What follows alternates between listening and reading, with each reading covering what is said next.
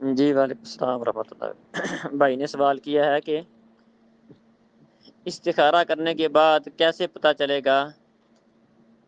کہ یہ کام میرے لیے صحیح ہے غلط ہے کیا نہیں، اس کو کروں نہ کروں۔ استخارے کا مفہوم بھائی سمجھ لیں، اور کسی بھی کام کو کرنے کی ترتیب اس کو بھی سمجھ لیں۔ استخارے کا مفہوم یہ ہے کہ اللہ رب العزت سے خیر مانگنا، خیر کی دعا کرنا، اس بات کی دعا کرنا کہ اللہ مجھے حقیقت کا پتہ نہیں ہے، غیب جاننے والی ذات تو ہے، اور تیرے علم میں اگر یہ ہے کہ یہ کام میرے لیے فائدہ مند ہے تو اس کو میرے لیے آسان بنا دے، اور اگر میرے لیے یہ فائدہ مند نہیں ہے، میرے دین دنیا آخرت کے اعتبار سے یہ کام میرے لیے بہتر نہیں ہے، تو مجھے اس کام سے بچا لے۔ یہ استخارے کا مطلب ہے۔ استخارہ ایک دعا